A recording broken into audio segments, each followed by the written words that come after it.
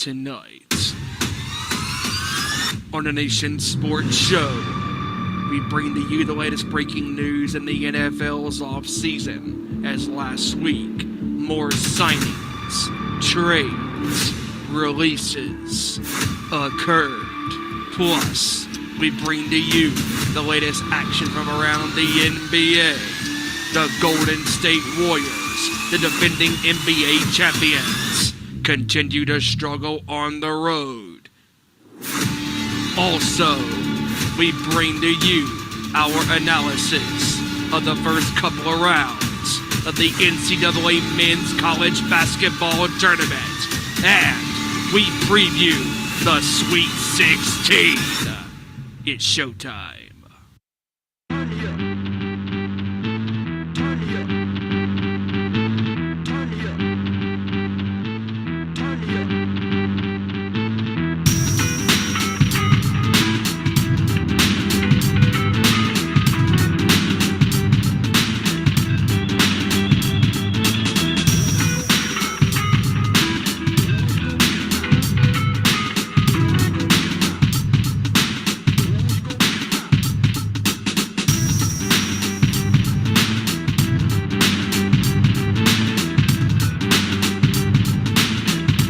From the gridiron to the court, talking all that is sport, breaking down the latest news, scores, and more.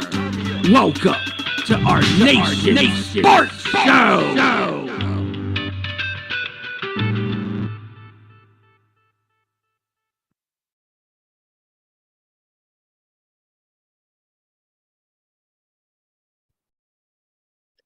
All right, 3, 2, 1. Here we go. All right, here we go. Woo! It is a Tuesday. It is our usual Tuesday. What's going on, everybody? It is our Nation Sports Show, and we are live. Glad you could join us. I am Ezra, of course, and we got an action-packed show tonight, as our lovely voiceover said in the intro. It is going to be a very busy show. We got, of course, the NCAA tournament. We got to recap a little bit. The Sweet 16 we're going to preview.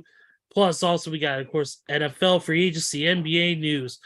We're heading towards the end of the season, and things are getting tight between teams. We'll get into that. And we got other things to get into, of course.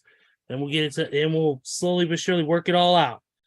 Outside of that, though, we got to do the intro here. Of course, the ways you can follow us are, of course, at Owen_Sports Show on Twitter, Facebook.com/Our Nation Sports Show, and Instagram.com Our Nation Sports Show.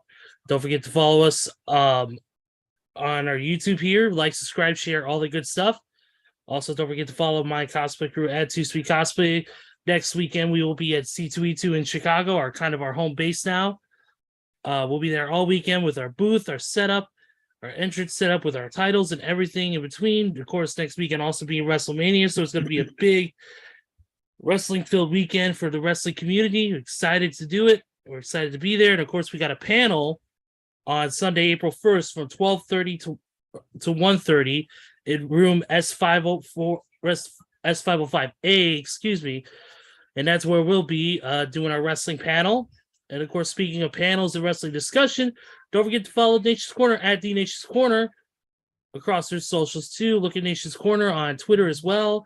Follow their YouTube channel, their show, same time as ours, only on Saturdays, 7 p.m. Eastern, 4 p.m. Pacific, 6 Central on youtube.com/Nation's Corner.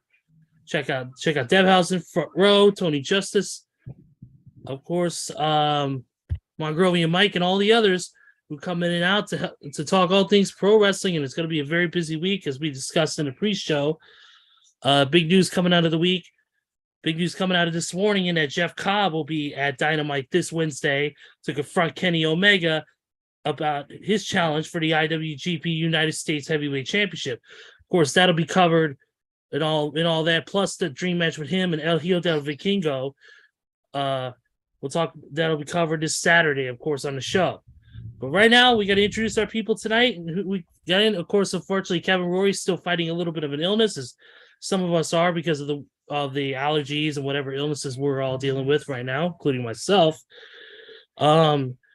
But outside of that, we got with us tonight. A rare appearance for right now.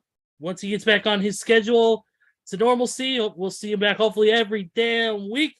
And that is, of course, our buddy JT, Joey Thornton. Welcome back, brother, and how you doing?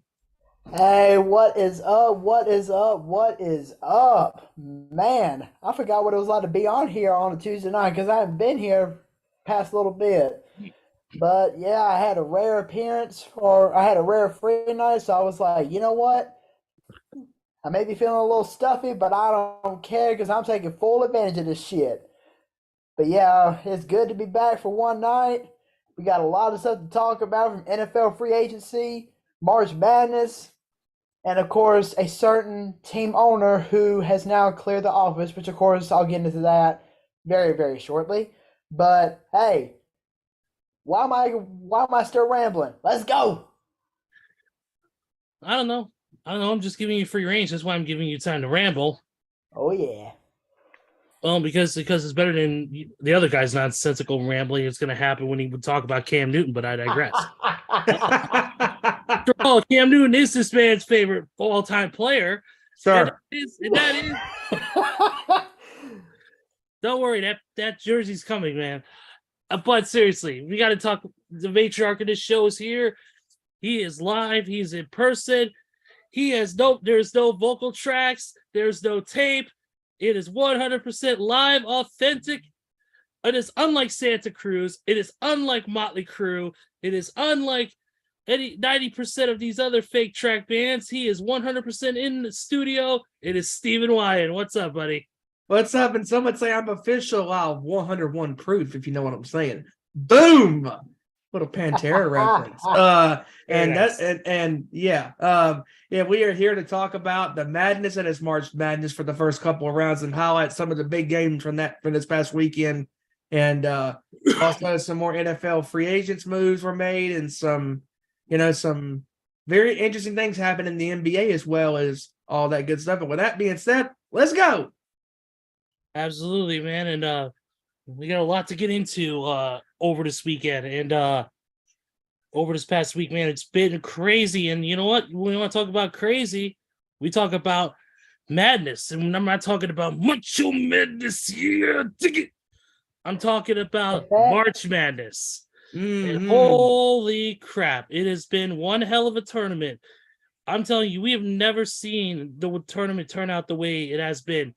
It went from 20 million brackets to last week only being 658 brackets open that were still perfect after the first couple games of the first round. Now we're in the Sweet 16, and there are 0 perfect brackets. No one will be claiming that famous $1 million prize. All thanks to Fairleigh Dickinson. Nice job, guys. Yes, absolutely. And so many number one teams have been crushed from so many high-level teams have been crushed from Purdue to Indiana. It's just been insanity. Like, I've been trying to pay attention to this tournament, but in between all the pro wrestling I consume every week and trying to cover this NFL free agency stuff, which has been nutty, and we'll get into that in a little bit here.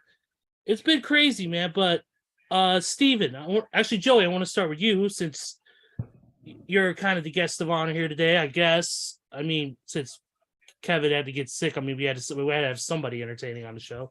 So Dave Grohl wasn't good enough? One of these things is not like the other. I'm not even going to go there. I'm not even going to go there. I'm going to be nice for once. But let's talk about it, guys. All these upsets. What so far has been the biggest upset for you now that we're heading into the Sweet 16? Well, obviously Princeton over Arizona in the first round was pretty big, but just the fact that Fairleigh Dickinson just completely wiped Purdue out of the building.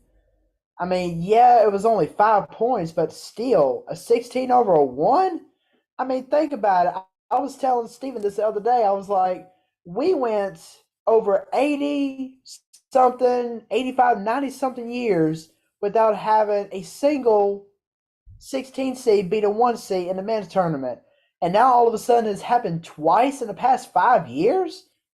I mean, this tournament it just keeps getting better and better every year because I mean, like the mantra says from a famous reality show called Big Brother that I tend to watch every summer, expect the unexpected. And honestly, we're seeing that in this tournament. I mean, the fact that we've already lost the defending national champion from last year in Kansas, losing by 1 point to Arkansas, I mean, we're guaranteed to have a new national champion this year. And honestly, yes, we're not seeing no Kansas, no Duke, no North Carolina, and no Kentucky in the Sweet 16. But honestly, I mean, it's time for a fresh change. I mean, it's time for some fresh faces. Some faces who have never even sniffed this far into the tournament before, or at least not in recent history. So, obviously, this Sweet 16 field is going to be very interesting. We're going to have a lot of interesting games come up Thursday night, and honestly, I'm ready to see it. Yeah, we got some games coming up on Thursday night. We got games coming up on Friday night, which are going to be the two pivotal nights for the Sweet 16. Steven, before we get into the games coming up for the Sweet 16, and we previewed them a little bit, what are the biggest upsets for you so far in this tournament? You mentioned a big upset in the game you first mentioned. So like I said, Indiana was a huge upset just recently getting knocked out. Purdue, which broke a lot of brackets. Talk about what are the biggest upsets for you so far in this tournament. So I would say the first biggest one for me was Princeton, the Princeton Tigers over Arizona, 59-55, because like as the game got closer and closer, because Arizona was leading in this game, but as the game got closer and closer and closer, you could just feel the tension, that it was there. And Arizona, they buckled under pressure and they just couldn't rise above the pressure, being the adversity in their face, being down for the first time with minutes to go in that second half.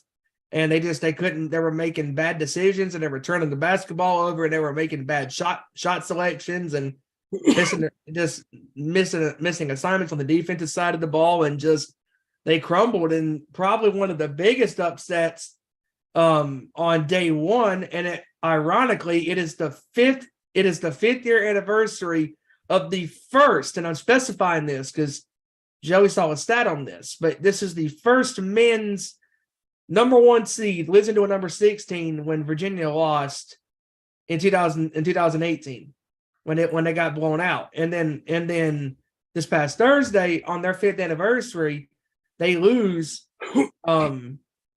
I believe it was to Foreman, right, Joey? Foreman. Right. And they lost to them pretty on a last second three, and how they lost this game is just insane. I mean, for one, Virginia was one of the best teams protecting the basketball, and in the most critical possession of a game, you turn the basketball over. And Stan Van Gundy called this on the call. He said, you had one timeout in your back pocket and you failed to use that timeout. You have to be aware of the time and possession and what you have left as far as timeouts. Because if you have a timeout, you take it. You can't take the timeout with you when you lose the game. And just you can't have that. And Furman took full advantage. They took full advantage of the turnover, because after the Cavaliers turned the basketball over, they weren't able to get their defense set, and they hit a three.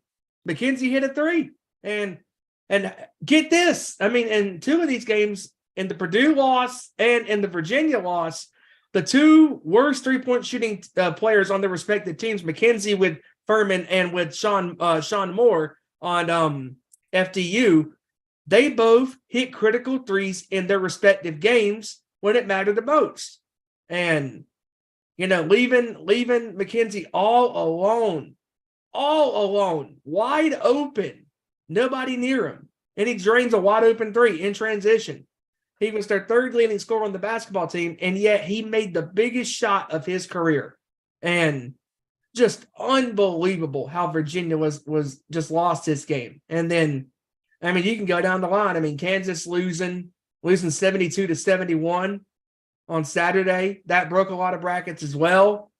I mean, there's just a common thread with this tournament this year is that just because a team looks really good on paper, and this is what I talked about with Alabama. Now, unfortunately for you, Joey, Alabama, they so far in the first two rounds, they have shown that they are the team that we thought that they were, as the season was going on. And Alabama took care of their first two games, but in Kansas's sake, losing 72-71, and mind you, in their first game, they won against Howard's 96-68. I mean, you can't understate the fact that you think, oh, just because my team looks really good in one round, they're going to be cruising the next round. No, that's not the way March Madness works. March Madness is what it is. It's madness. And this tournament this year is just even more crazy. It just gets crazier and crazier by the moment. I mean, already 2 number 1 seeds are gone. Multiple number 2s are gone. So number 3s are gone. So number 4s are gone. Baylor's gone. Indiana's gone. I mean, Duke's gone. I mean, it's been crazy. It's been crazy. Yeah, you take a look at some of the. I was taking a look at some of the matchups. Yeah, you were right. Like I said, Duke's no longer going to be beaten by Tennessee. And give Tennessee credit because their defensive side of the ball really, really manhandled the Blue Devils on Saturday. Absolutely. I mean, you look at, like you said, number 16, FDU taking out Purdue, which Purdue is one of the great teams. Wait a minute. Whoa! What? Look who decided to join us, ladies and gentlemen. Once he connects the audio, ladies and gentlemen, please welcome the one and only Mr. Randy Gyron back to the show. Yo, what? Wow. Hey, what's up? An RKO, Diamond Cutter, whatever the hell you Yeah, I didn't mean to. Boom.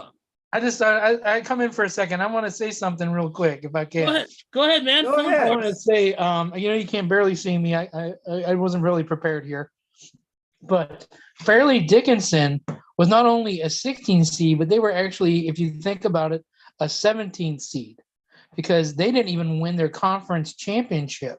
Good point. That's And a they had great to- point, And they dude. got in because the team that was the conference champion and all that was not able to go to the big dance. That is a They great were out point. there That's like a great point. Yeah, So it's because Fairleigh actually Dickinson, they had to win their first 4 game in order to get right. even They get even had in to this win game. that one. Right, they even had to win that one to beat Purdue. So they're like a 17 seed or something. It's crazy, but I just wanted to share that. I was gonna get in the chat, but my arms got tired from typing all that stuff, all those words. And you had 200 characters to do on the typing. Yeah, I know. I was running out, and it looks like I'm in a dungeon probably, but it's because I am. But Wow. too well here, but I didn't mean to hijack your show. I was just wanting to make that point, and I was like, well, I'm gonna go ahead and see if I can just get in here and talk real quick to you guys. And No I miss problem, being man. on here and stuff. I'll be on soon. I'm working it out, so I'll be back soon enough. Okay. Okay, no All problem. right, All take your Thanks for time. dropping by, All right. buddy. Thank you for your points. Yeah, you got it. You guys have a good show. Rest of your show. I think me and my pops are gonna chat with you. So, Okay, Nice. sounds good, bud. We'll see you in the chat. all right, sounds great, buddy. All right, Bye, later. Wow. Nice little run in there, folks. All right. Nice little run in, and just crazy, crazy, crazy. Wow. Like That you was said, awesome. Like I was saying, number 16, FDU knocking out Purdue. Like that was a big shock to me. Just incredible seeing that come to life. I couldn't believe that. Like I mean, in that game, Arkansas beating Kansas. I mean, it's not surprising because just in this tournament, no team is safe. I mean, I mean, Kansas was turning the ball over. They were not getting good shots. And on top of that, and Joey knows what I'm talking about here with this one, you should have missed that second free throw. Just unbelievable. I mean, you have to. Yeah. You cannot. You gotta get extra possessions when you're down by at least one or 2 points, because that way you can possibly get a 2 to tie the game or take a 3 to win the game. I mean, and just Kansas. He could have easily taken that ball and quarterback passed it right to the backboard and back to him. I mean, come on, man. You don't just think you can bounce a ball or as a free throw attempt off the backboard and expect it to bounce off. Come on, it don't work like that, man. Right. For real. It just don't. And also as well, I mean, like, come on. I mean, and also talking about how crazy this tournament's been this year, especially, we almost potentially could have had 3 number 1 seeds gone this weekend, because Houston, during their game on Saturday against Auburn, they were down by 10, 41-31. And then Houston erupts in that second half, scoring 50 points in that second half, blowing Auburn out the gym. I mean, and Houston fans, they were very fortunate that their team rose above, from the pressure and took over that second half, because Auburn had all the momentum on their side going into that second half. And man, it just goes to show you that, like, my bracket, Joey's bracket, Ezra's bracket, all of our brackets done in the first weekend. Again, as always, done. Yep. My Final Four is done. Like, it only Alabama is left. And trust us, we're going to get into those games Hey, in just a moment. Go ahead. I would say my Final Four is still pretty much intact, because 3 of my 4 Final Fours are still in the tournament. So you got Alabama. No, actually, scratch that. 2. Scratch that. 2 out of the 4. So you got Alabama, of course. Yep. And I got the Miami Hurricane. No, Texas. Yep. All right. Well, let's do a little preview here of the Sweet 16. Let's go ahead and start with the Thursday games, and we're going to start with the earliest game, Michigan State versus Kansas State. Number 7 seed, Michigan State. Number 3 seed, Kansas State. I mean, listen, when you have Michigan State in this tournament, you're going to get a great outing from these kids. I mean, Michigan State has always been a really good, really consistent school at getting to the Sweet 16 or even the Elite 8 or even the Final Four. I mean, they have all the intangibles, with their coaching and their scheming and all that stuff to make it far. And honestly, I like the Spartans' chances. I think they're going to pull a victory out. And not only that, but Michigan State also, if we know the story behind Michigan State, of course, they lost a couple of their students and players to a senseless act of gun violence earlier this year. So they're riding a wave of not only momentum, but a wave of emotion heading into this tournament. And they know they want to win for those students who were slain. So it's going to add a little extra fire underneath them to do well in this tournament. It's going to be a hard fought match. This could go either way, because Kansas State, Michigan, Kansas State is a number 3 seed for a reason.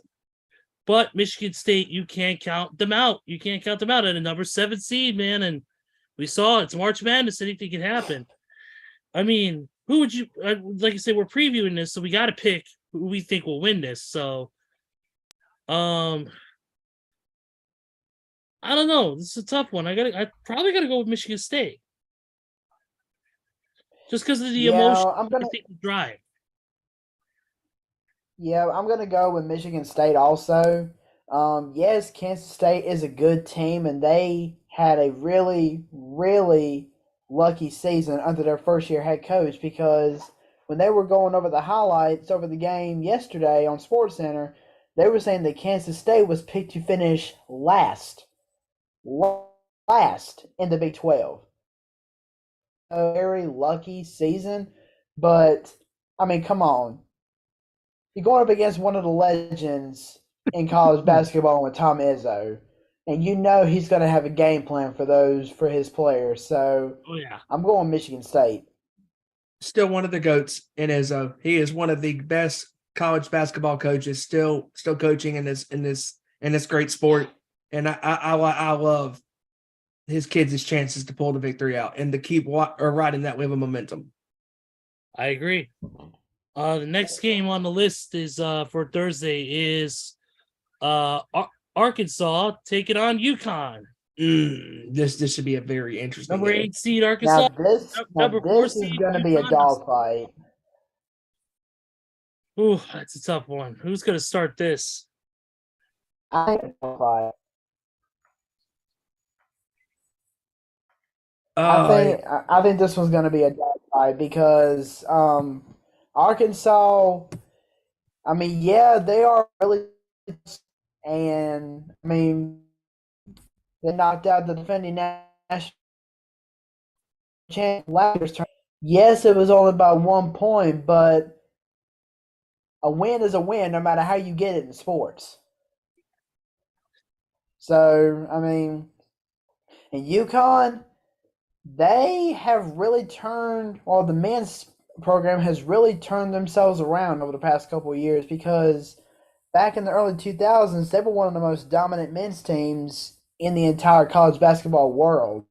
Fell off, and now they picked themselves back up. So, I mean, this game could go either way, but oh man, this one's tough. You know what? I'm going Woo Pig Suey. I'm picking an upset, Arkansas. You know what? I think Arkansas is going to pull it out. I love Arkansas in this game because of who they have beaten to get where they're at right now. Yeah. Nobody picked them to get this far, considering they're an 8 seed. And the fact that they were able to beat the defending champions in Kansas 72-71, and they're facing one of the top teams still in the country in UConn. I think UConn's going to have a very tough outing against the Razorbacks. I mean, this team is very dangerous. You know, their goal right now is to keep doing what they're doing. They brought them to the dance, and they're riding that mentality that nobody's going to pick us, and if you're not going to pick us, okay, but we still believe in ourselves to go far. And I really think Arkansas is going to show UConn, what they're made of. Yeah, I got to go with UConn in this one myself. Arkansas has the ability to cause a major upset, and they're a great team, but I think UConn is just going to I think they with them high rank, I think they're going to just not roll through, but they're going to have a big victory coming up. I actually think that, because when you look at UConn's wins, like they were pretty dominant. That's why I think that they're going to take Arkansas kind of lightly at times in this game. And that's why I'm picking the Razorbacks to win because Arkansas, they just, they had that tenacity that we're not going to give up, and like, just because we're an 8 seed, you're a 4 seed. So what? Any team can be beaten. Yep, I agree.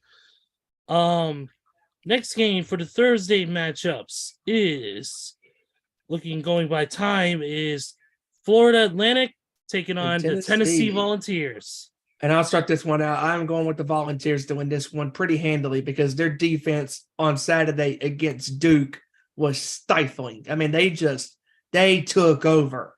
Duke was turning the ball over. They couldn't make shots. They were just making bad decisions, and Tennessee's defense just took full advantage of all the miscues and all that stuff, and they just ran Duke out of the gym. And mad props to Tennessee for getting the job done against my Blue Devils and moving on to the Sweet 16. For me, I'm gonna sound biased because of the fact I love the state. I've been there so many damn times, and it's like a second home to me outside of course, the city of Chicago. But I got to go with the Volunteers. Like you said, I did watch highlights from the Duke game against Tennessee, and you're right on the defense. They have a very big defensive presence in that last game. Really, really shut down Duke's offense and kept them from scoring big buckets. So and Florida Atlantic, as much as they're a number 9 seed, they're coming in here to prove a point. I think that the Volunteers defense, I think it's just going to be too much for them, and I think that Tennessee is going to move forward to the Elite Eight. Yeah, I'm not going to go an upset here. Tennessee is definitely the far more experienced team in this aspect. And Florida Atlantic, I hate to say it, but if Purdue would have advanced past Fairleigh Dickinson, Florida Atlantic would have lost to Purdue, hands down. Because Florida Atlantic, yes, they are a good team, but they're just not a good competitive team on this aspect. And Tennessee, like Steven said during the pre-show, they made Duke look absolutely putrid. Horrible. Absolutely So terrible. Tennessee using that lockdown defense, they're going to find a way to win this game. Mm-hmm. Absolutely. And then the final game for Thursday is going to be an 8:45 game between two powerhouse teams, UCLA and Gonzaga. Ooh, this is going to be a good game. Number 3 versus number 2. And before anybody does a preview, I actually did some research and found out that these two teams met last year in the Final Four. Mm-hmm. Yep. So we got us a rematch on our hands. And we don't have to wait 2 more rounds. We get to do it this. This Thursday. Like that's gonna be a dogfight. I mean, that's gonna be one of the best matchups of this entire tournament by far. Oh yeah, hands down. That's a tough one to call. I mean, it's so hard to call. It really is. And like I said, these are two powerhouse teams, two teams that made it to the Final Four last year. It's a coin flip at this point. You can go with either one. Oh, who wants to go first, man? It's a tough one to call, but I'm gonna go with Gonzaga. I'm gonna in a close one. I'm gonna go. Ooh, I know we don't normally do box scores, but this is how good this game is. I think I'm gonna go with Gonzaga to win this one, 74-70. Yeah, we usually don't do NBA scores because usually we're way fucking off.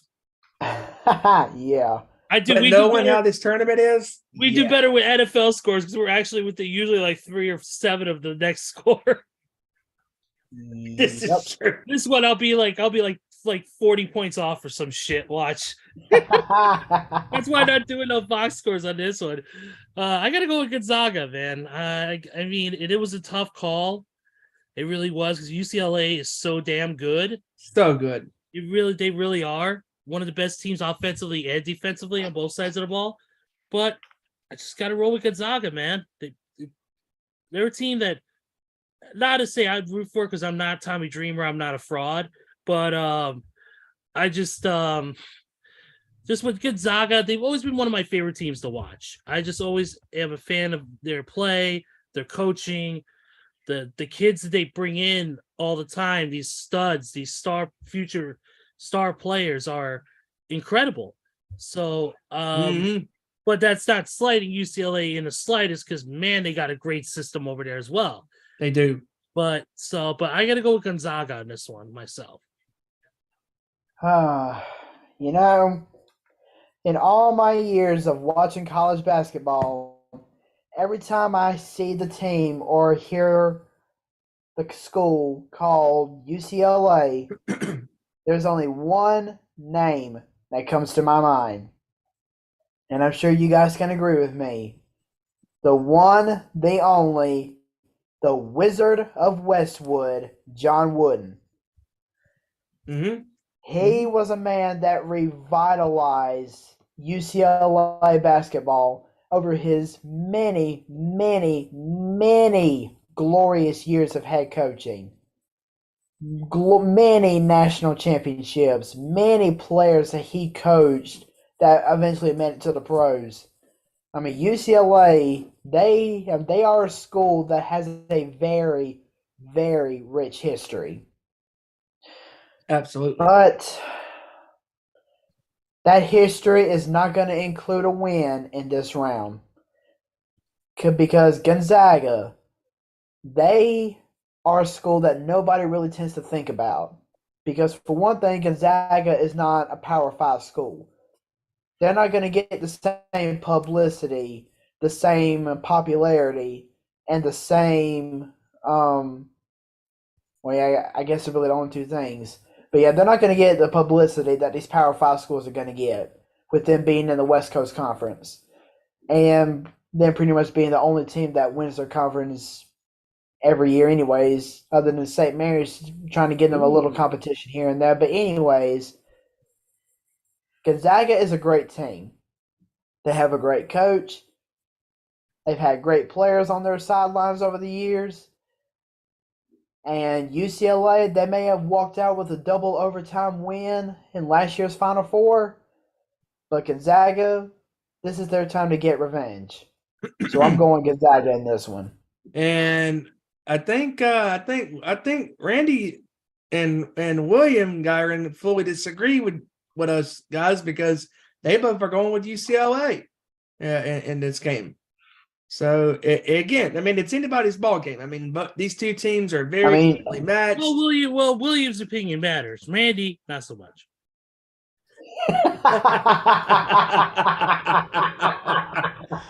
I mean, after all, he is a fan of the Raiders. Hey, we love you, Randy. Love you, bro. Hey, nice drive-by appearance on the show. By the way, touchdown Tom Brady jersey will be coming to your house shortly. Very. That'll be lighting up the sky. Ooh, yeah, nice Godsmack reference. All right. Yeah. All right, guys, let's move on to the Friday games. And Friday games are no different, man. There's some great matchups on here. We're going to start off with San Diego State, number 5, taking on Joey's team, Alabama Crimson Tide. This is going to be a good game. Ooh, this is going to be a good game. Oh, like, you know what? Yeah, this is going to be a great game, and I'll go and start off with this one. Obviously, I'm going Alabama because I'm an Alabama fan, so I can't pick against my team. Nah. I can't pick against them, but Bias. at the same time, this is March Madness, and whatever goes will go. Whatever happens will happen. Expect the unexpected. So, yes, we may be one of the last 2 number 1 seeds left in the tournament, and yes, we may be the number 1 overall seed in this tournament for the first time since the 1990s, but San Diego State is a team that is not to be taken lightly because they have great perimeter shooters. They have great playmakers. I mean, San Diego State can throw anybody off of their game at any given time.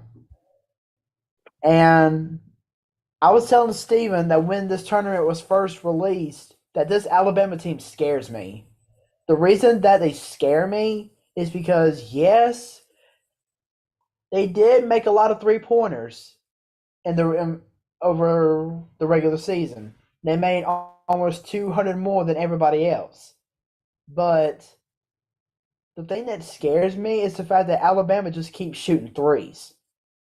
And honestly, I know that the three-pointer is a very valued shot. It gives you more points than anywhere else on the court. But that is not something that you can keep relying on if you want to win a ball game. I mean, you got to find open lanes. You got to find shots in the paint or just inside the three-point line. I mean, you can't pass up a wide open shot. Right. And yeah, this Alabama defense has looked pretty strong the past 2 games. Yeah, we gave up 75 to Texas A&M Corpus Christi, but I mean, we scored 96. And yeah, we only scored 73 against Maryland. But at the same time, we only gave up 51. So that defense has been very, very strong but it's also been very shaky because I've been watching Alabama play this whole season, and I mean, yeah, we do have good players on the roster. We do have a great coach. We do have excellent playmakers who know how to put the ball in the rim and everything like that. But it's just, I mean, this team scares me. I mean, I definitely want to see Alabama succeed and bring home a national championship this year, but this is crunch time. I mean, we're in the Sweet 16 of the most prestigious sporting event other than the Super Bowl, World Series, and NBA Finals, and everything like that, and the Stanley Cup. And unlike the NBA Finals, unlike the World Series, unlike the Stanley Cup, and just like the Super Bowl, these games are one and done. Yep. You play a bad game, you're done. You're screwed. There's no game 2. There's That's no right. game 5. I mean,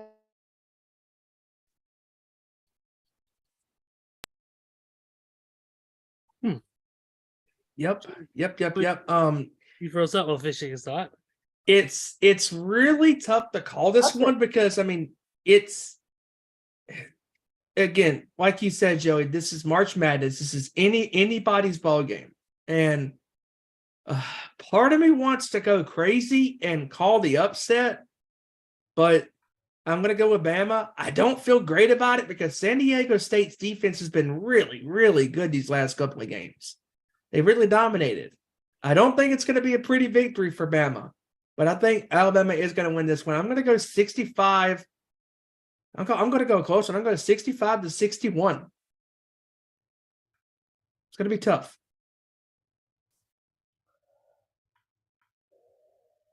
I'm gonna go with the Crimson Tide. I can't go against them, man. They're just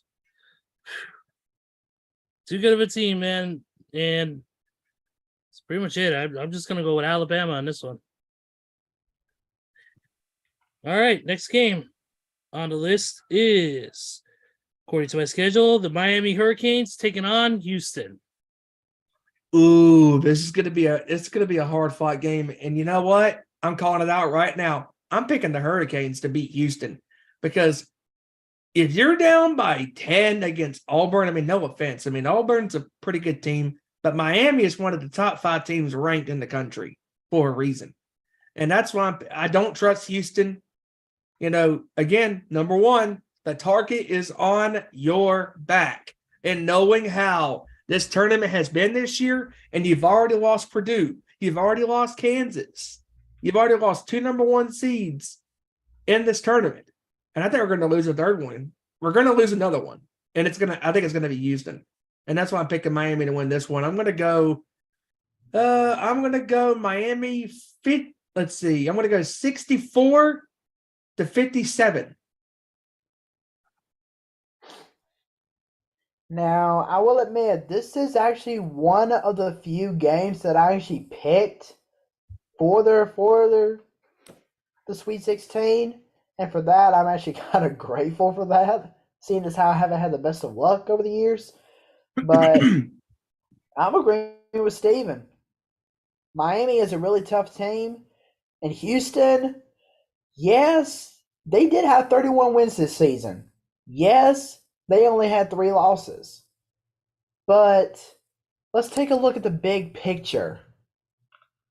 Miami plays in a Power 5 conference. Houston does not.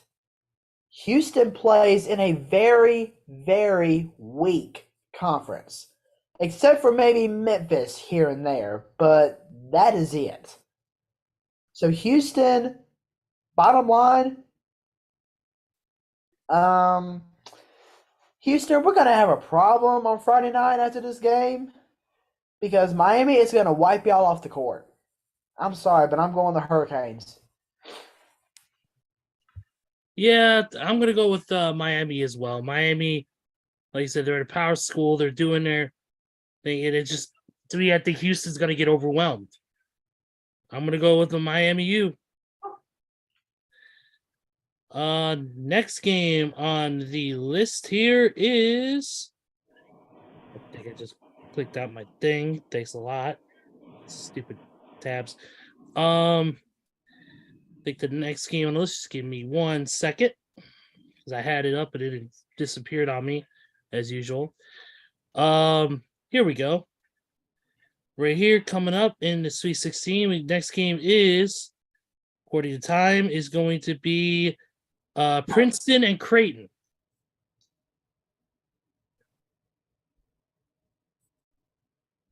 Oh man, this one. This is going to be an interesting one. You know what?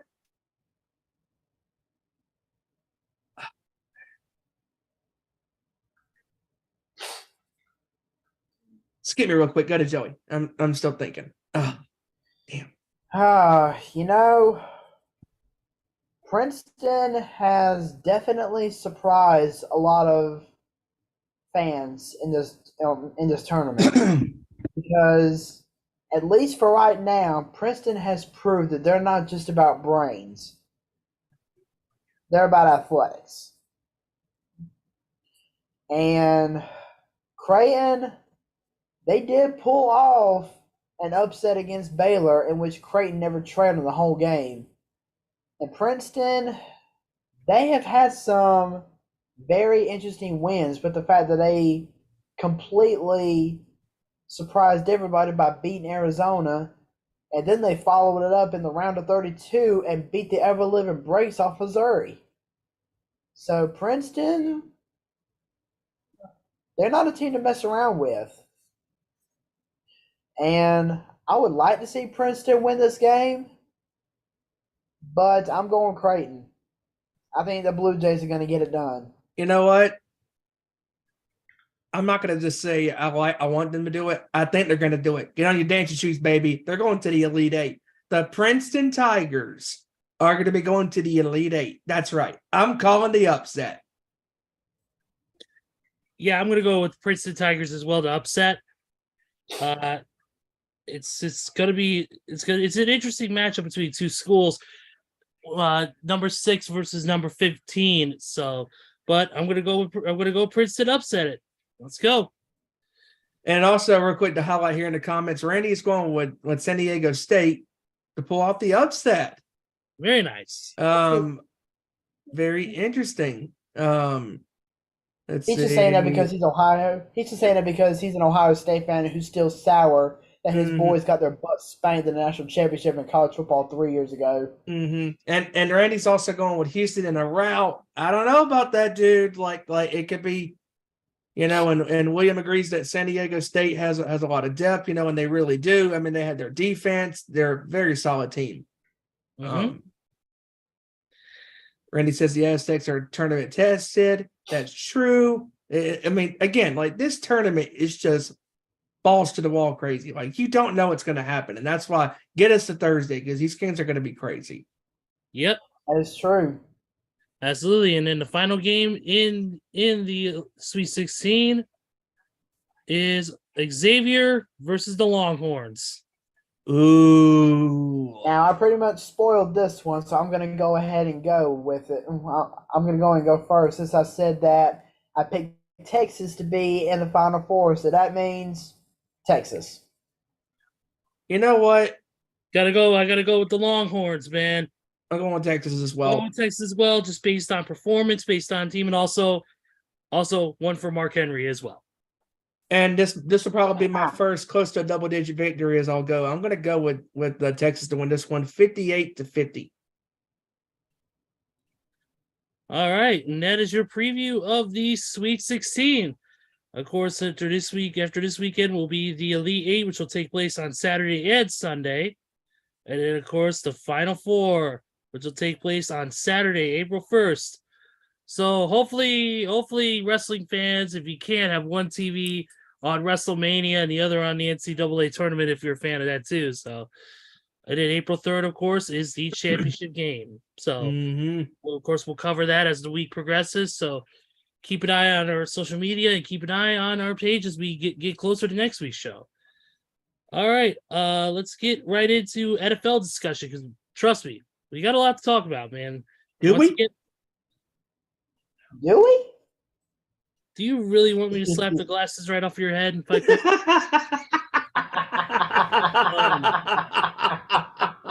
My goodness, man. My goodness. Hey, we had to try. Yeah, the key word, try. But yeah, since we left y'all last week, there's been a couple of decent things that went down, of course. We've had some pretty good stories that came through. We found out that let's see right here. We found out through our sports show channels that the Chiefs had converted Patrick Mahomes' $12 million roster bonus into a signing bonus, creating $9.6 million cap space to help them out through the free agency market, which is still partially going on. Wow. Former Panthers quarterback PG Walker will now be the backup to Justin Fields in Chicago. Which is Good for good. him. At least he's going to a team that shows promise. Yeah, it don't matter. We won't. Hopefully, if he stays healthy, we won't have to use him. Yep. Yeah. So, and the Eagles made big news. Originally releasing Darius Slay. If I remember right, he re-signed with the team, correct?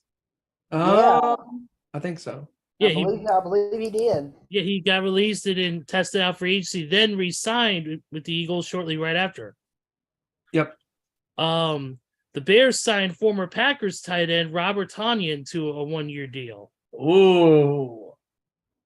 So that adds a little more depth to the tight end spot on the Bears, which has kind of been a little bit shallow at times. Absolutely. Obviously because of injuries too, but it adds a little bit more depth to their offense, which is going to be great. And of course, Tonyan, who's been on the team, had some good plays for Aaron Rodgers. Let's see. Yeah, Darius Slay's numbers. Here we go. 2 years, $42 million. 3 years, $42 million. 3 years, $42 million. That includes $23 million guaranteed. And then the Bears also signed former Panthers running back Dante Foreman. So 1 year, $3 million deal. The Eagles announced back about 4 days ago that they have signed former Falcons and Tennessee Titans quarterback Marcus Mariota. Wow. It will be the backup to Jalen Hurts. Yeah, good luck getting some playing time this year, buddy, because you sure ain't going to get it but playing behind Jalen. Absolutely not. Absolutely not. Mike Gesicki, who originally played for the Dolphins, that signed with the New England Patriots. Speaking of the New England Patriots, real quick before we get into the other news, definitely gotta announce this, and that is that Dante Hightower has announced his retirement from the NFL. One of the best. Yep, one of the best to ever play. Yeah, absolutely, man. Been a part of so many championship teams with touchdown Tom Brady. That's right. 3 Super Bowl rings in 9 seasons. Yep. Also, since then, it was announced that former Packers wide receiver Alan Lazard was signing with the New York Jets. And look at Aaron Rodgers getting one of his wishes coming true, except for another Super Bowl. Ouch. The Bucks have released Leonard Fournette. Ooh, welcome to hell, Tampa Bay. And Cameron Braid, they're tight end also. Yep. They're blowing it up. Yep, they blew it all up for what? Yep. And Jimmy To G, acquire Mr. Baker Mayfield. Nice job, Tampa. as we reported last week, Jimmy G became a Las Vegas Raider. But hey, there's a perk to becoming a Las Vegas Raider. Apparently, according to TMZ, Las Vegas brothels have offered him 3 free sex for life for signing up as new quarterback for the New England for the Las Vegas Raiders. Dang, Wow. that's messed up. Very. It is. Kansas City Chiefs announced that their strength and conditioning coach for 10 seasons has retired. Coach Ruben is his name. Huh, interesting. Interesting. Of course, he's part of the team when the Super Bowls happen. Just a little note there. Let's see. The Cowboys traded Brandon Cooks. He's going. Or the Texans did to the Cowboys. Texans did. Yeah, the Now he's Texans going to did. Dallas. Houston received a 5th round pick in 2023 and a 6th round pick in 2024. I mean, in Dallas, they needed a secondary weapon for CeeDee Lamb so he doesn't have to keep C&D ball all the time. When shout out to Kevin for the greatest single line on the sports show last year. CeeDee Lamb can't CD ball. I mean, and honestly, I mean, the Cowboys were trying to go after Brandon Cooks all this time, even during the trade deadline last year, and they could have got him, but they missed him by the skin of their teeth, trying to get him on their team. Well, now he's signed.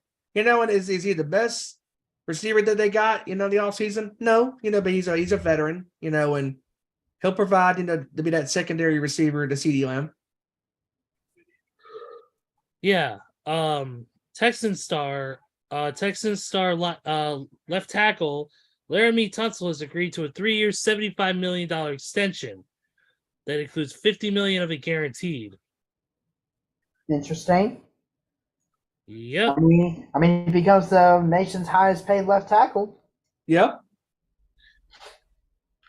So the Texas wide receiver core now includes Nico Collins, Robin Woods, Noah Brown, Amari Rogers, and John Mechie III. Interesting.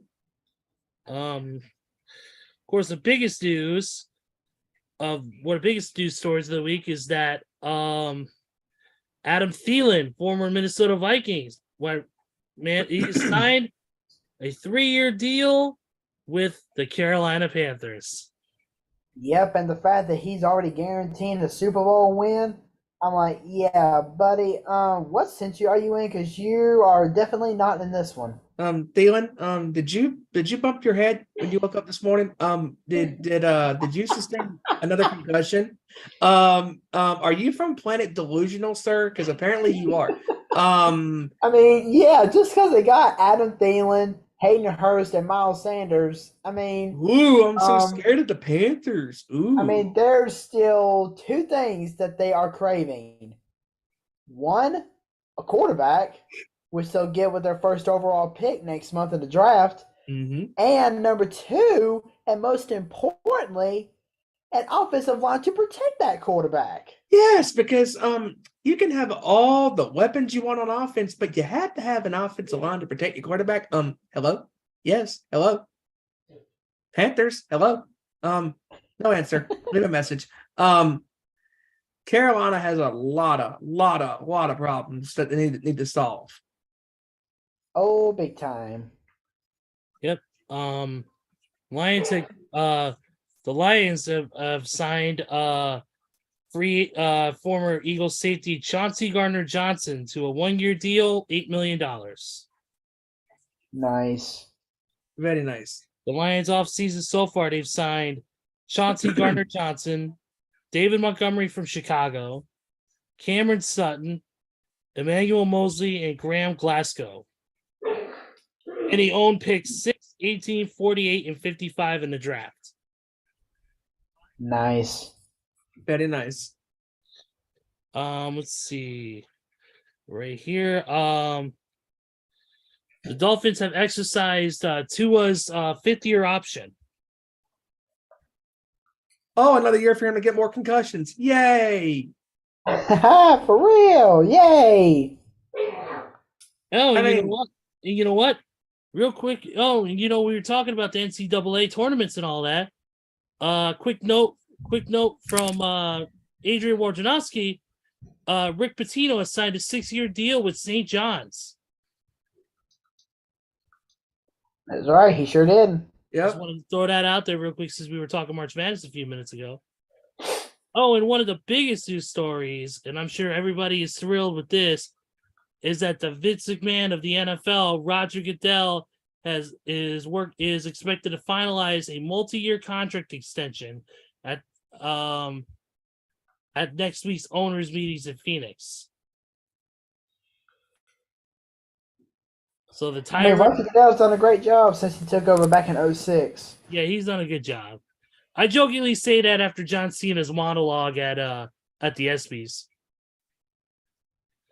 Years ago, when he said that wrestling is and sports are more alike than he thought, and he threw up a picture of Roger Goodell as the Vince McMahon of without all the allegations, of course. Texans are giving former Bills running back Devin Singletary a 1-year deal worth up to $3.75 million. Very interesting. Yep. But I will say Buffalo did kind of improve at the running back position because they signed former Patriot Damian Harris to a 1-year deal. Mm-hmm. And also, real quick, great call from William in the chat that the Panthers did sign Jacoby Brissett.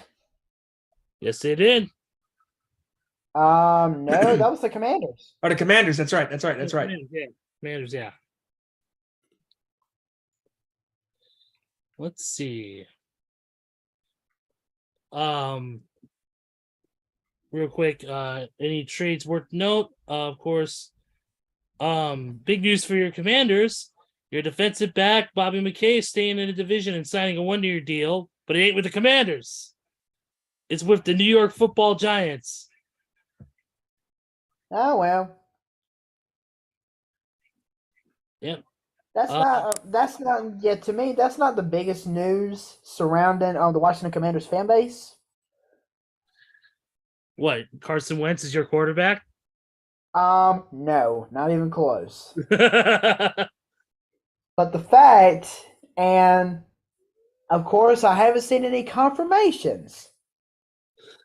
I have seen very, very interesting reports saying that this has happened, but Dan Snyder, the human cancer of all NFL owners, has moved out of the office.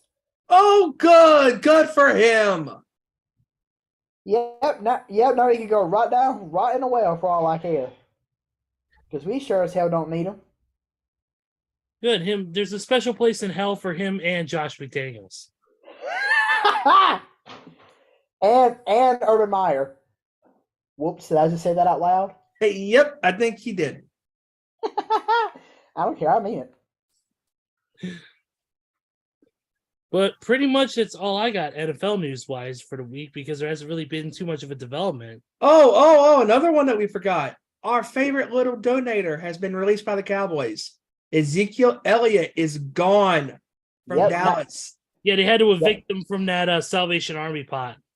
And just so y'all know, in the tags, I wrote hashtag Salvation Army, and underneath that I wrote hashtag thank you Zeke.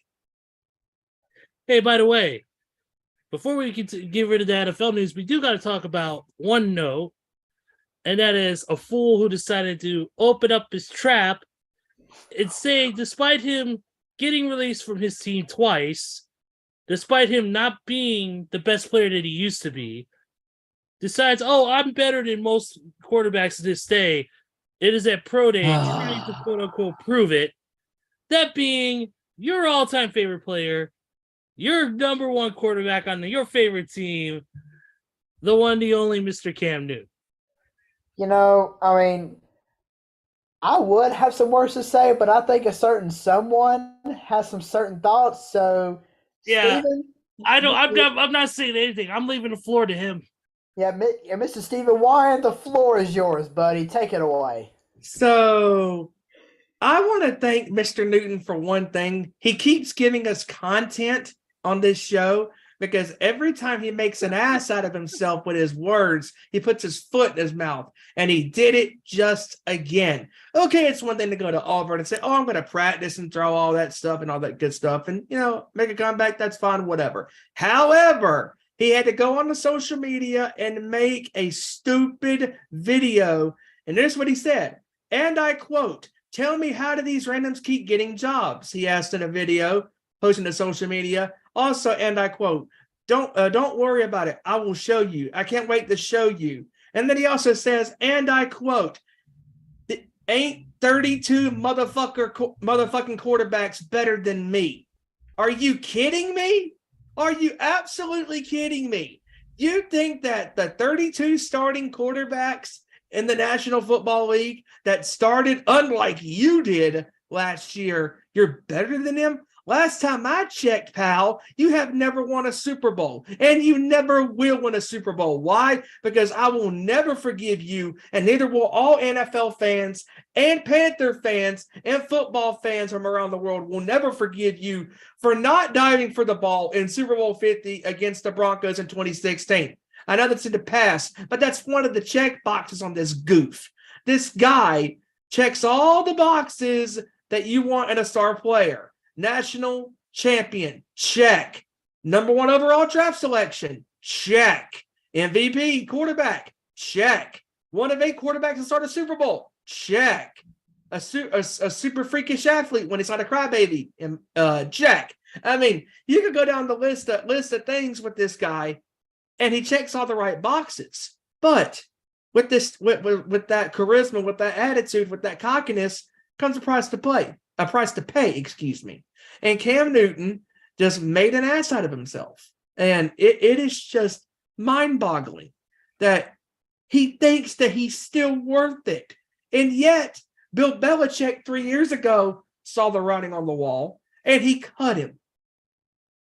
I wonder why, because he wasn't cutting it in New England.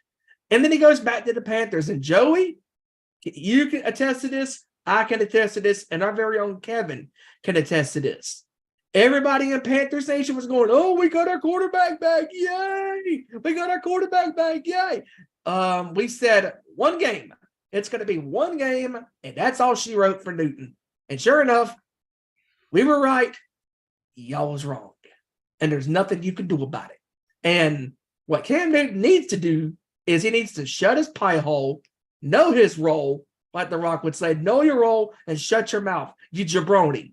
And Newton is continuing to cash checks, that write checks that his ass can't cash, especially with his mouth. I mean, opening up your mouth and saying the stuff that he has said, it is just crazy. He thinks that he's on a pedestal, that he's still up there with the Patrick Mahomes of the world, that he's still up there with even the Lamar Jacksons when he's healthy, with Josh Allen, with Joe Burrow, Joe Shiesty. I mean, come on. Are you kidding me? Are you freaking kidding me, Cam? You can't leave the league alone. You can't leave it alone. And I'm done for now because I could keep going on and on and on.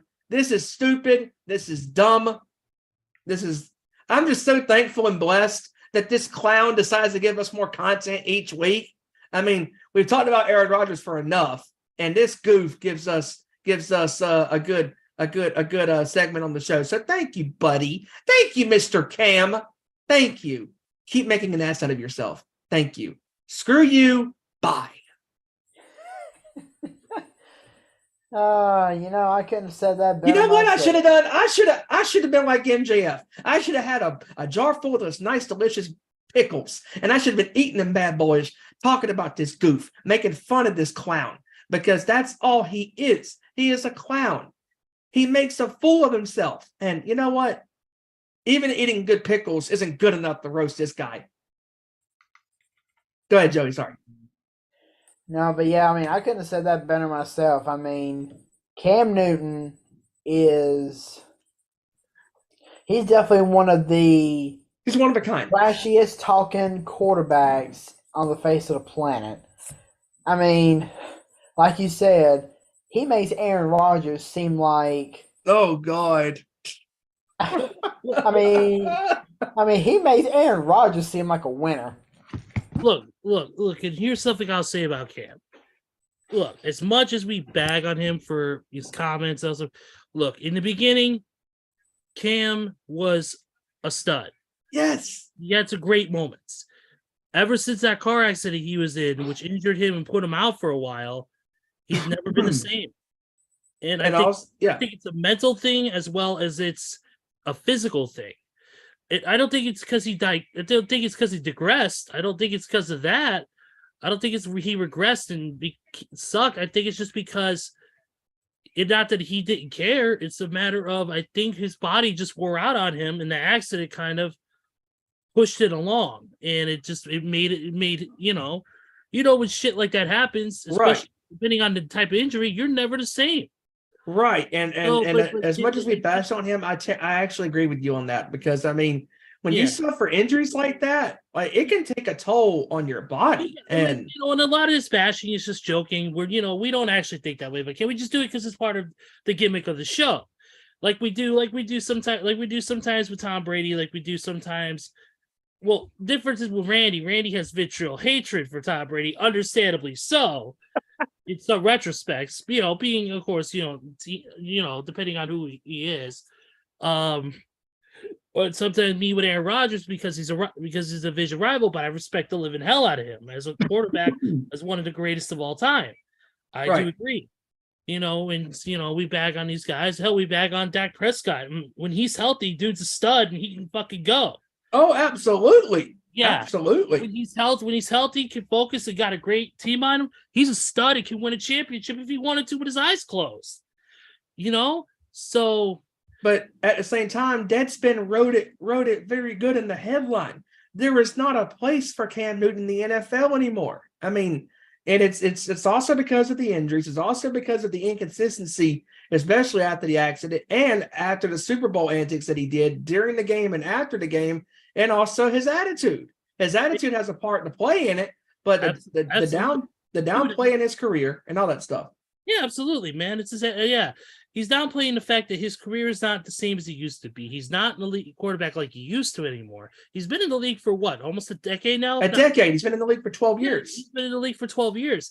You got to think, you're not the same as you used to anymore, man. Just settle down, look at the field in front of you. You're not better. As of right now, you're not better than Justin Fields. You're not better than Joe Burrow. You're not better than Justin Herbert. You're not better than freaking most of these guys. Look, even Aaron Rodgers right now, Cam Newton's not even better than Aaron Rodgers right now. And Aaron can still fucking light it up. I don't care. We make fun of him for his age and all this shit and blah, blah, blah, and all the antics, the darkness retreat, all this shit. Aaron Rodgers could throw 6 touchdowns on Cam Newton before Cam Newton could even blink. And that's not a total slight to Cam, but when you're in the event, been in the league as long as you have, when you've had injuries like that, when you continue to talk trash and make yourself look like an idiot, like he did today with his comments, it's not a good look for you. And there's the reason why teams sign you. The teams right now, the whole thing right now is there is sometimes ageism in the NFL. But that's been proven wrong with guys like A. Rodgers, like Tom Brady, who have been in the league way past their prime and can still throw. So, the ageism does exist in sports, but even then, Cam Newton, who's still relatively young, don't get me wrong, but has been in the league for over a decade, to me, this was a big step backwards in a sense, because he just ran his mouth saying that nobody's better than he is, when in reality, I just picked 4 or 5 teams that have elite quarterback. Hell, Lamar Jackson is better than freaking Cam Newton at this point in his career. So that's my comments about it. I'm just going to leave it at that, is that Cam really needs to look at himself in the mirror and check himself on that, because look, you can go a pro day, you can throw as much as you want, you can show off whatever you want, but if you're not the same as you used to, you can't have that elite level of play anymore. you're not going to be signed to a big deal. You're not going to be the QB1. You're going to be a backup. You're going to end up being a backup to a younger quarterback, to a Joe Burrow, to a Justin Fields, to these guys, even a Jimmy G. So you look at it in that retrospect. That's where that lies. So, really, outside of that, I really don't have anything else. And also, as well, I mean, one more NFL thing. I mean, last week Aaron Rodgers went on the Pat McAfee show, and he said he wants to play with the Jets. And it's just a matter of time before he goes to the Jets. Yeah, it's a matter of the teams coming up with compensation, because I know the Packers, they said from reports that the Packers want a big package for Mr. Rodgers, including several first-round picks. They want one that similar to Matthew Stafford got when he got traded. Right. Because if you're the Packers, you have to get something out of this, because you're not just going to trade them for pennies on the dollar. You have to get something out of this. You got to get multiple picks. Yeah, because you got to think. This is we're not talking about some second. We're not talking about some 10-year guy who's played a couple snaps here and there. We're talking about a future Hall of Famer. We're talking about a Super Bowl champion. We're not just talking about anybody. And this is coming from a Chicago Bears fan who has despised this guy for the past 10 plus years, who has owned us. And I will admit that he has. He has owned the Chicago Bears as much pride as I have. As a Bears fan, I will admit that. Every time we played him, he's destroyed us. And and you look at that. You look at it. As if you're the Packers, you're going to have to get something good, whether it's financial compensation, whether it's first-round picks, whether it's players. The Packers have got to get something good out of the deal. But Aaron Rodgers, I know he wants out of Green Bay so bad. I know he wants out of there. The system's not for him anymore. Him and Matt LaFleur have had so many issues in the past. Whether it's Aaron Rodgers wanting to have more of a hand in choosing players and bringing people in, kind of similar to LeBron and the Lakers, or whether it's just him wanting to try out some fresh blood. But and that's a crazy thing. If you think about it, Steven, with the whole Aaron Rodgers thing, if you look at it, he said he feel there's rumors say, I feel like he don't feel like that. He has people to throw to, and the system isn't working. Look at the people he's trying to bring in, the supposed wish list. The 2 days right off the bat. Alan Lazard and Randall Cobb. Alan Lazard, stud, great player. Randall Cobb, future Hall of Famer, but to me, past his prime. I agree. But then the other one that's interesting is Odell Beckham Jr., which I don't see OBJ going to the Jets and playing for Aaron Rodgers. That's a huge asking price. I mean, that's a huge. You're already going to be giving up a lot to get Rodgers if you're the Jets. So I just don't see how they're going to be able to work that one out with OBJ. And I know Joey wasn't on before for this last week, but before we go to his thoughts, and also if you think about this too, let's just say they somehow get these 4 signings. Not just that, but even Mercedes Lewis. If they get these players signed along with Rodgers, they're going to be way over the salary cap, and they're going to be in a huge financial problem and having to pay taxes, and all that. And that is a huge, huge risky move for the Jets. I mean, you can have all the talent in the world, but at the end of the day, let's be honest, guys. If this happens and he gets the majority of these weapons on his team, and Rodgers does eventually, again, it's the matter of contract and draft picks and all that stuff and leverage that Green Bay can get in this and what can they get out of it. Eventually it's going to happen, but the matter of when is it going to drop, and only time will tell. And if all these players go to the Jets, you're in the biggest market, one of the biggest markets in the world, in New York City. And the New York media is going to be up and down all year long, whether it be in the good, the bad, or even the ugly, with this organization. Because if the Jets get these star caliber players along with Rodgers, and they don't produce a winning season, epic fail. I agree. Joey, if you're still, I know you're here, but I know you're off camera. Do you have any thoughts on this whole situation? Okay, we'll get back to Joey in just a second when he pops back on. He's still in the group. He's still in the Zoom room. It's just that he's off camera right now. So you mentioned cap space, and one of the big cap space things was the Eagles. The Eagles, of course, releasing a lot of players. A lot. Putting up a lot of players for trade because they were over 18 million in cap space this past season. So they're looking to try and rebound some of that. You've already lost your star running back to the Panthers. You've already lost Hargrove to the Niners. I mean, it is just one domino at the other is following away from Philadelphia. I mean, Philadelphia, this is a team that just came off the Super Bowl, and they were a couple of plays away, let alone a quarter away from winning the whole entire game and winning the championship. And it's a proven fact that it is hard to win in this league. And Philadelphia is going to look like a completely different team next year on the defensive side and the offensive side, especially in the running game, because their running game last year, not only by Hurts, but even by Sanders. I mean, Sanders had over like 11 touchdowns, over 1,100 yards, rushing, and just a great season. And man, I mean, this team is not going to be the same team next year.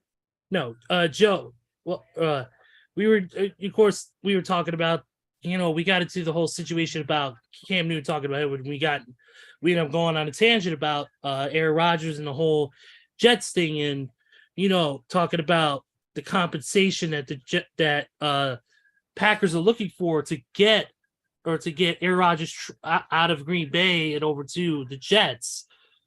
We were talking about that and talking about how basically, you're not going to get peanuts for Aaron Rodgers. You're going to have to trade away some star players. You're going to have to give up multiple picks, and we wanted to get your thoughts on, what could possibly the Packers, what could the Packers possibly get from the Jets to get Aaron Rodgers? Well, first off, I want to say that Aaron Rodgers has been the biggest diva in the history of the NFL for such a long time. Absolutely. No denying it, especially the past few years. There's no denying it that he's been out there with his approach to how he wants to handle this situation. Yeah. Now, as far as what the Packers can get in exchange for Aaron Rodgers, I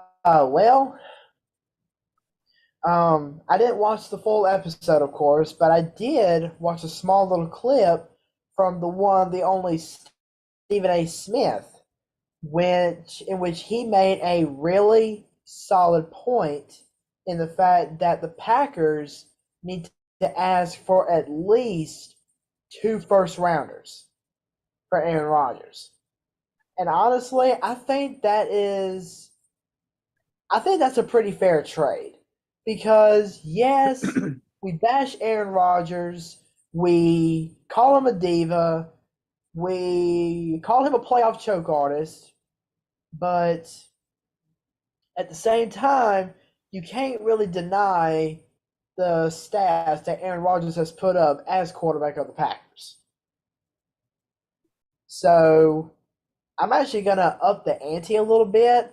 I think that the Packers need to ask for at least 2 first-rounders and possibly a second-rounder for Aaron Rodgers. Now, as far as Joey, to add to this as well, I mean, the list of details that Rodgers wants with this Jets organization. He already got one of his wishes with Lazard signing a deal with the Jets and going there. He also wants Randall Cobb, his other former teammate in Green Bay. He also wants Odell, which is a huge, huge, huge gamble. So what are your thoughts on A, can this happen as far as at least getting 3 out of these players? And B, if this happens, like, as we all know, This right here is heading towards, as we all remember this from 12 years ago, Philadelphia with the infamous quote-unquote dream team. This is heading to that territory. And I don't know if Rodgers and the Jets can handle that pressure on their back. No, they cannot. And I'm going to answer your 2 questions with 2 simple one-word answers. Can this happen? Yes, it could. But will it happen? No. And do you want to know the reason why? I don't even have to say the word. All I got to do is do this. Money. Yep. It's all about the money. The Jets are not going to be able to have the cap space in their organization to sign Randall Cobb, Odell, and Aaron Rodgers, especially since they gave Alan Lazard a 4-year, $44 million contract. He's not even worth the money. I mean, that is big cap space right there. And Aaron Rodgers is definitely one of those quarterbacks on the list that think they deserve 45, 50 million. So you think that the Jets are going to be able to pay Aaron Rodgers that 45 Absolutely. If Absolutely not. Absolutely not, because the Jets are not going to be able to pay Aaron Rodgers that 45, $50 million and still expect to sign Odell and Randall Cobb. Now, I'll admit they could probably get Randall Cobb at a kind of a cheap rate because, right. After Randall Cobb first left Green Bay the first time, he actually has some decent years there. But it's just ever since he left Green Bay that first time, his career playmaking trajectory has definitely fallen off. He doesn't have it anymore. Right. But Odell, he still considers himself one of the top receivers in the game. And do you think that he's going to go to a team that doesn't have a rich playoff history on, let's say, a $10 to $12 million contract? Absolutely not. Absolutely not. Odell is going to be asking for at least 20, maybe 25 million. And not only that, since he's already won the Super Bowl, exactly, he's going to be asking for a little bit more money. Imagine signing Alan Lazard to a 4-year, $44 million contract, getting Randall Cobb on, let's say, a $7-8 million contract for 1 year. Paying Odell $20 to $25 million and giving Aaron Rodgers a $45-50 million contract for a couple years. Mike Tannenbaum, wake up. There's all your cap space for the next 3 to 5 years right there. So, and plus, you've already got the Offensive Rookie of the Year and the Defensive Rookie of the Year on your same team. And they're going to be asking for money when their rookie deals are expiring. They're going to be asking for money. Garrett Wilson and Sauce Gardner, they're going to be asking for money within the next 2 to 3 years. Mm-hmm. And do you think the Jets are going to have it if they sign all those 4 players? Heck Absolutely no. not. Heck no. They're not going to have it. I mean, just look at Philadelphia. I mean, Philadelphia's already lost a couple of their key pieces from their just most recent Super Bowl team. Exactly. Miles Sanders is gone. Javon Hargrave is gone. Yep, Hargrave's gone. And Hargrave was a huge contributor to that front four success. Yep. Now he's gone. So I mean, the Jets, they're not made out of money. This is a team that relied on a high draft pick turned bust named Zach Wilson as their quarterback for such a long time. Right. They don't. And see, and plus the fact that the Jets don't even have Mike White anymore because he signed with another team. I can't remember what team it was, but he signed with another Dolphins? team. Yeah, thank you, the Dolphins. He signed with them for like a 2-3 year deal, so he's gone. And that's a great move by Miami to get Mike White just in case Tua Tagovailoa goes down with another injury. Yep. So, bottom line, the Jets are making a mistake, and they think they're going to blow all this cap money on a receiver who's only won one Super Bowl, who someone played a key role in it, and they're also definitely wasting their time on a quarterback who has only won one Super Bowl and who has choked in the past 5 or 6 NFC Championship games whenever he's made it. Right. And the AFC, as we all know, is such huge, thick competition Definitely. with the Bengals, with the Definitely. Bills, with the Chiefs. I mean, yeah, like you just said, Steven, think of all the quarterbacks that are in the AFC. You got Patrick Mahomes. You got Joe Burrow. You got Lamar Jackson. You got Justin Herbert. I mean, Josh Allen. yeah, Josh Allen. I mean, it's no, absolutely not. The Jets are making a mistake, and they don't realize what they're doing. But it's okay. It's okay. Let them make those transactions and let them run out of cap space over the next 3 to 5 years. And then what's going to happen in 2 to 3 years' time? Oh, goodbye, Garrett Wilson. Goodbye, Sauce Gardner. There you go. Yep. Mm-hmm. King of the Hill reference. But really that's about it on the NFL discussion. So let's get into NBA. Getting towards the end of the season here, and it's getting tighter and tighter. Real quick before we start, though, there are some games that are going on right now. So let's go ahead and run them down. We got Washington right now facing the Orlando Magic. Magic up by 4, 75-71 in the third. You got Atlanta, the Hawks over the Pistons right now. 57-51 in the second. You got the Cavaliers beating the Nets 55-47.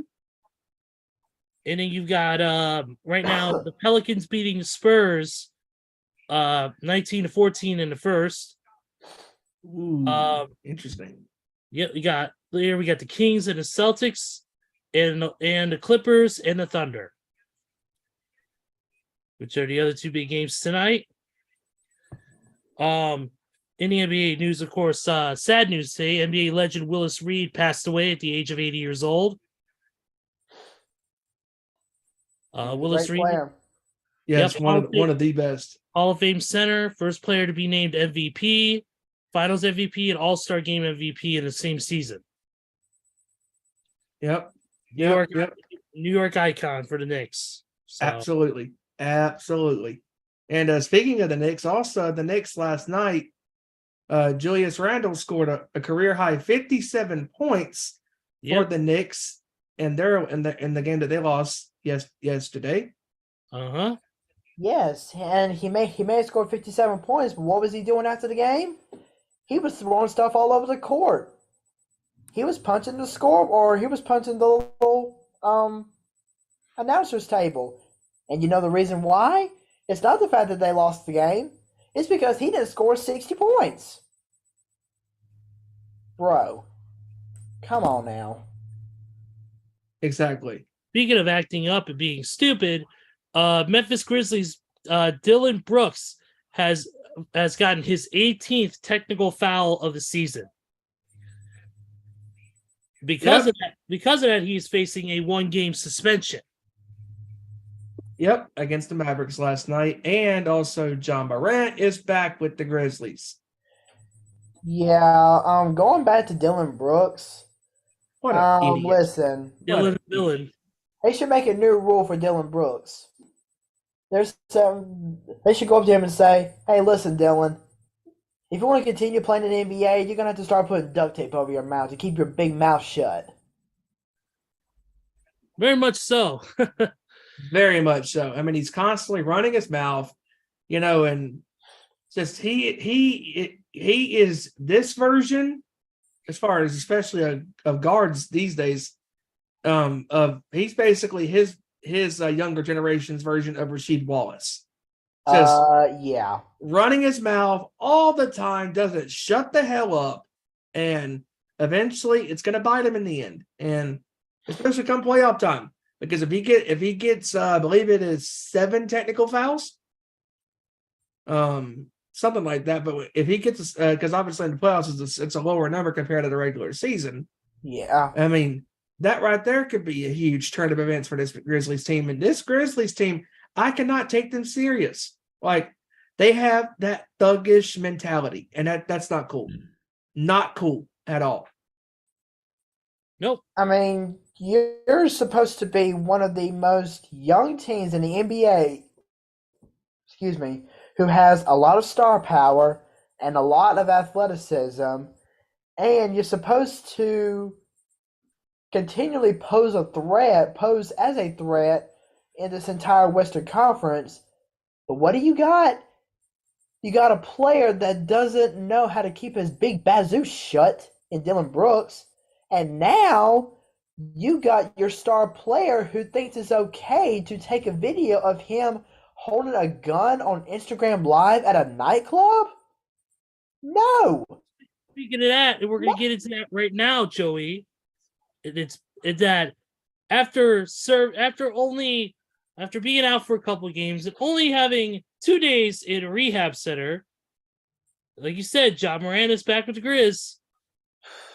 Stupid move. Stupid. I've seen shorter rehab stints from Nikki Sixx, or I've seen longer rehab stints from Nikki Sixx. Excuse me. But, yes, it is complete stupid what the NBA just did. Go ahead, sorry. I was gonna say that it's not a matter of rehab and all this stuff. It's a matter of common sense. This is the shit that happens when young players like Ja Morant get big heads, get a bunch of success early. They think they're invincible, so they go ahead and do stuff like post themselves holding a gun on Instagram Live, or getting in trouble, domestic violence, whatever it is, not thinking they're invincible, when in reality, the entire world is watching everything you do. And it's not, and I'm talking about just the team. I'm not talking about the coaching staff. I'm not talking about the front offices of both the team and the NBA. I'm talking about the entire world, the fans, people, TMZ. They're always watching. And if it breaks out and you're doing shit like this, consequences will come. To me, right. Ja Morant should have been suspended a little bit longer for that type of shit, because there needs to be a precedent set that type of stuff will not be tolerated. With only sitting a couple games out and 2 days at a rehab center, to me, that is light. I've seen players who commit domestic violence get longer sentences than just holding a gun on IG. Exactly. Yeah. Look, and I'm not saying he should be suspended 50 games like they were trying. I think that's a little extreme. Give him like 5 games, 10 game suspension. Show him, hey, we're not going to tolerate this shit. You need to, the 50 games is just a little bit too much. Exactly. And it all just goes to show how soft Adam Silver is as the NBA commissioner. Because think, if all this stuff that has happened, of course, happened under Daniel Stern, do you think he would have put up with this? Heck no.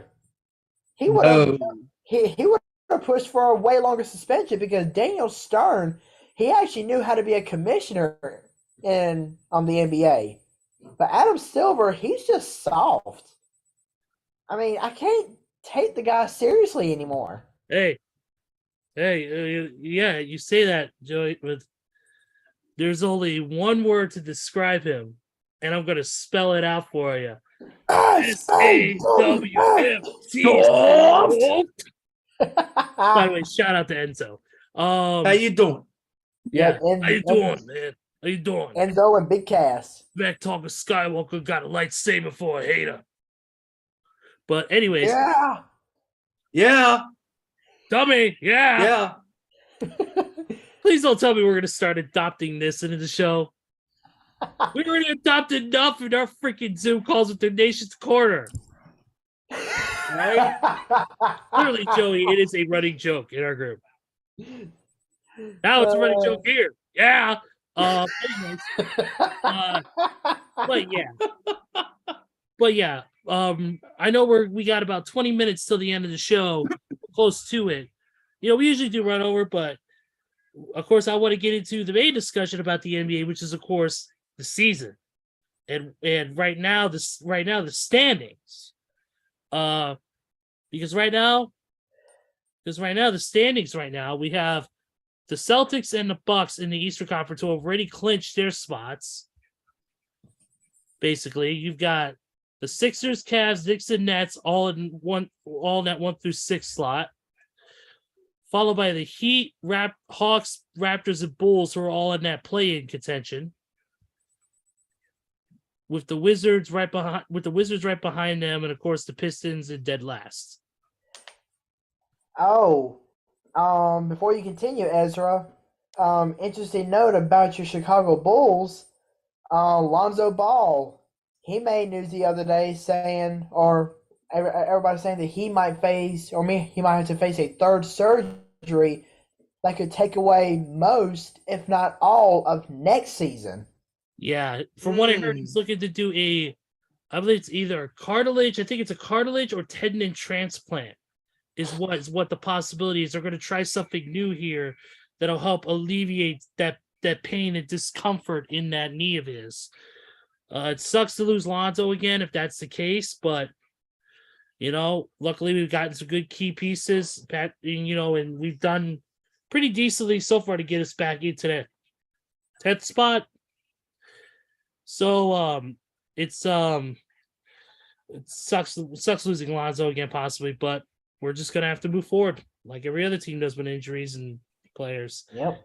But like I said, we got that going on in the East, and then in the West we got the Nuggets who clinched their division, clinched the Northwest Division, with the Grizz right behind them, Kings, Suns, Clippers, and Warriors. And then you've got the Mavericks, Timberwolves, Thunder, and Jazz all rounding out the play-in section.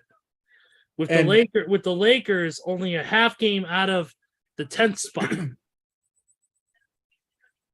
it's also crazy talking about Golden State, how Golden State right now, they're 37-36. And Golden State is where they are is because they are not consistent on the road.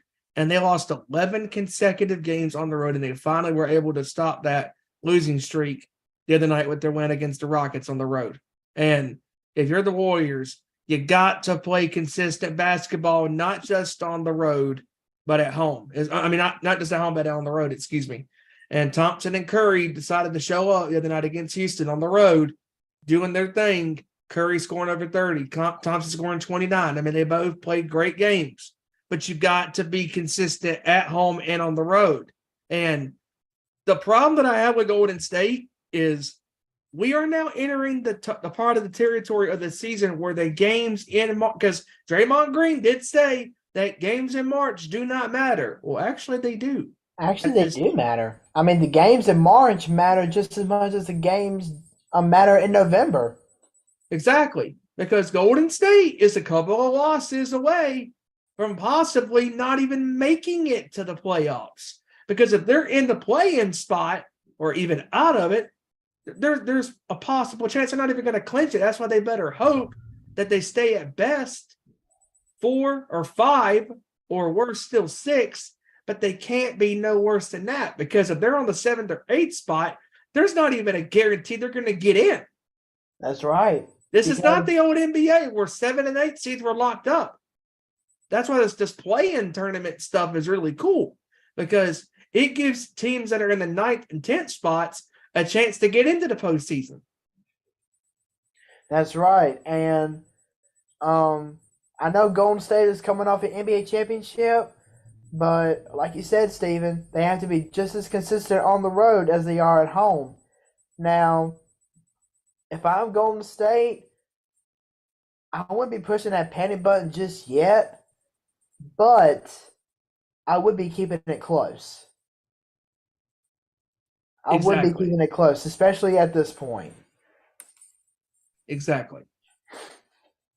Because we all thought the Warriors were actually going to be better come this point in the season, but like you said, Steven, they're only one game above 500, and they had an 11-game road losing streak before they finally beat Houston last night. Keep in mind that Houston is only a 16-win team this season. Mm-hmm. So, yeah, they did break their road losing streak last night, but at the same time, it was to a weak Houston team. So, like Exactly. I said, so like I said, I wouldn't be pushing that panic button just yet, but I would, however, be keeping it pretty close. Exactly. Because I mean, right now you cannot afford to keep turning this on and off switch. It cost them early on in the season when they were, 4, 5, 6 games under 500, and now they're barely over 500. I mean, you can't be doing this. Like you're sleepwalking your season away. Just before if they wake up too late, they're not even going to be in the playoffs. That's right.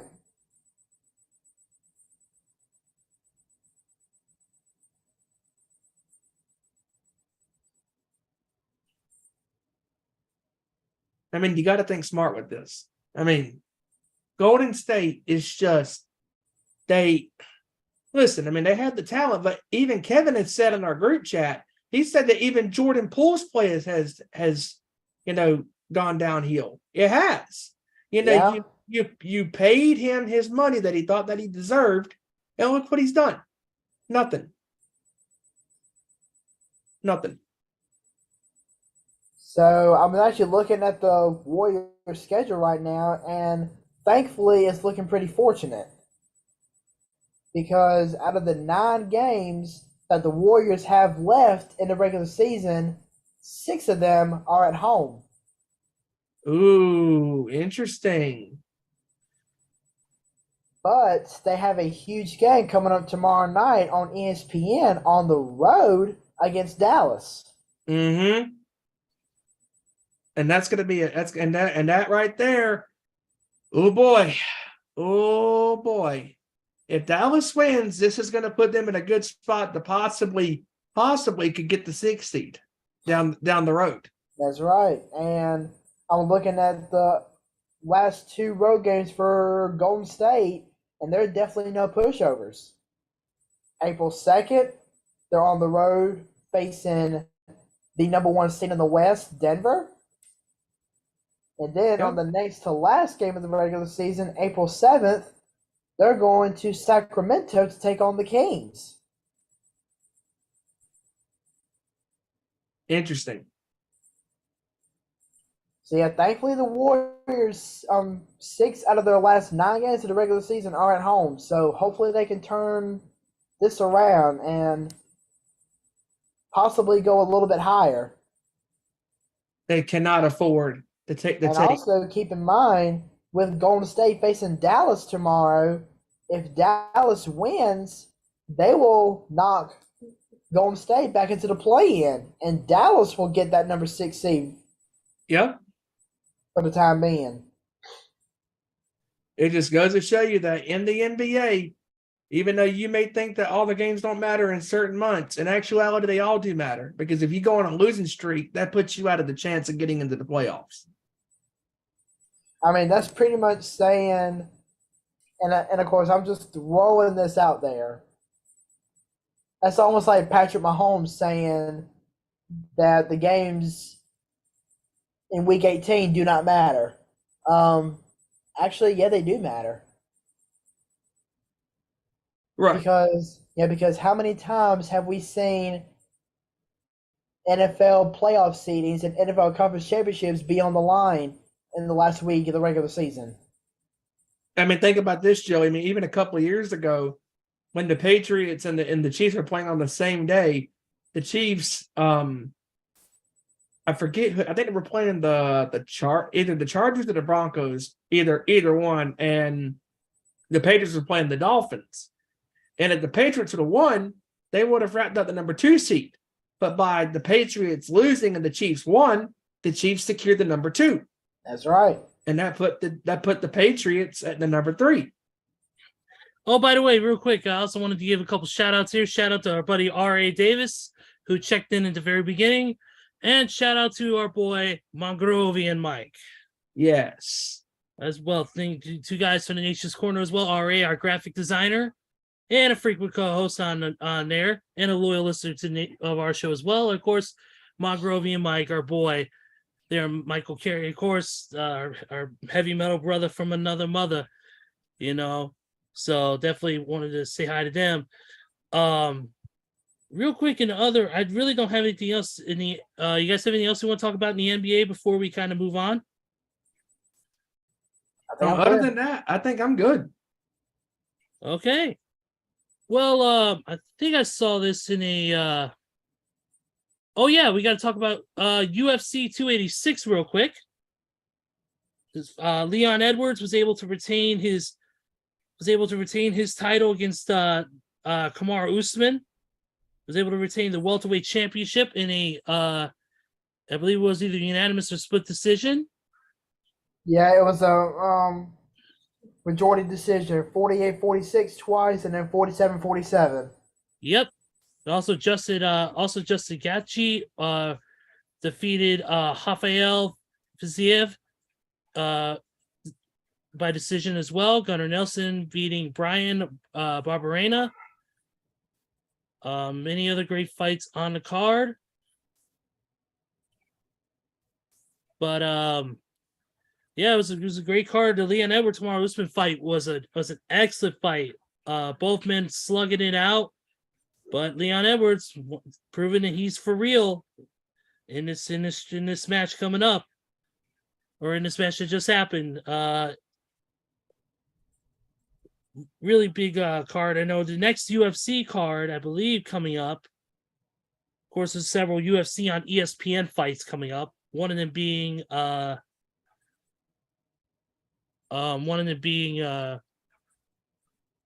let's see right here. This one is the fight card. This one is featuring Marlon Vera taking on Corey Sandhagen. Also, Yana Santos taking on Holly Holm. Or is Holly Holm the woman most notable for Ronda Rousey out of MMA? Yep. Sending her to WWE, sending her to WWE, and also Chidi and Njokuani. Of course, I believe he is the younger brother of Anthony Njokuani. He's also fighting on this card coming up, and then we got a UFC 287 coming up April 8th. That'll be the next big fight card in Miami, Florida at the Miami Dade Arena, which is going to feature a UFC middleweight title fight between Alex Pereira and Israel Adesanya. Ooh, interesting. Whoa. Also, Gilbert Burns will be taking on former BMF champion Jorge Masvidal. Oh, that'll be a good fight. That'll be a great fight. Yep, Kelvin Gastelum is also on the prelims, taking on Chris Curtis. And Li Xingjiang will take on Michael Chiesa. Also in the strawweight division, the karate hottie Michelle Watterson will also be fighting against Luana Pinheiro. So that's going to fight features some great fighters. Of course, fun fact for all you metalheads, Michelle Watterson was featured in the Head Crusher video from Megadeth back in 2009. The more you know. She was the woman. She was the mystery fighter who they revealed in the breakdown, where Dave was saying, "On your knees, take the positions." And she dresses her regular outfit and has on her fighting outfit, and she ends up beating the guy to win parole in the Head Crusher video. So, little fun fact for all the rock and metal fans out there. But yeah, those are the next big couple of events coming up for the MMA world and the UFC.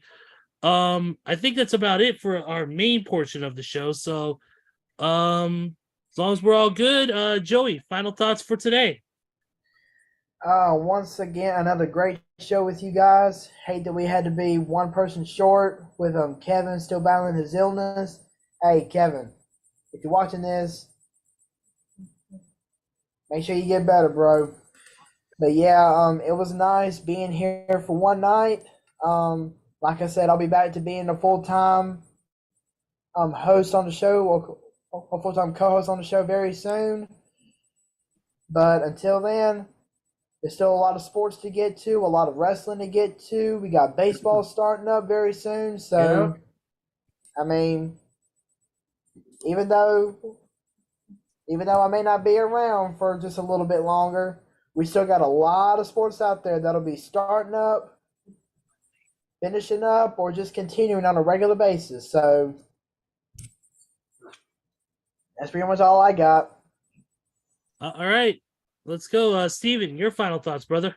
Man, another great show with you fine gentlemen, and I'm so excited, that we were able to have you back on tonight, Joey. A really nice surprise, and also another nice surprise having our buddy Randy Gyron coming by for a little That's bit. right. That was really cool. Yeah, special And shout out to We're Randy. looking forward to having Randy back. very very, soon, very and pretty soon. soon it'll be a 5-man crew once again on the sports show, doing what we do best, and that's talking sports. And yes, baseball's starting up next week, and WrestleMania's next week in Los Angeles, and also this week for us music people, Ezra is going to be going to Fozzy this Friday, and I will be going to Myrtle Beach for Buck Cherry and Skid Row's The Gang Is All Here tour. So I'm looking forward to that. So we will be talking about these shows briefly next week on the sports show. So looking forward to that. Absolutely, absolutely. Fozzy Save the World Tour coming to Hobart, Indiana at the Hobart Art Theater on Friday, March 24th. Tickets are still available if you're in the area. If you're watching this, I doubt it, but If you've never been to a Fozzy show, check them out. Jericho is the man live. yeah, one of the best entertainers and frontmen as far as that goes in music today. Definitely check them out. And also don't forget to check out, of course, Buck Cherry, who's still good, and of course Skid Row, who's back and better than ever with Eric Bromwell fronting the band. Gang's All Here, great album. And of course, don't forget, of course, in a couple weeks, Metallica's new album drops as well, 72 Seasons, and of course their upcoming tour later this year, starting with multi dates around the U.S. and all that with Pantera and Man with WVH and many others. But outside of that, let's get this show wrapped up and let's get the hell out of here and go enjoy the night. So for Kevin Rory, for our buddy here, Joey Thornton, for Randy Gyron, and for Stephen Wyand, I am Ezra Vickery, and we will see you right here next week with another great edition of our Nation Sports Show. Take care, everybody. Have a great week. Enjoy the sports, and we will see you all on Tuesday. Peace.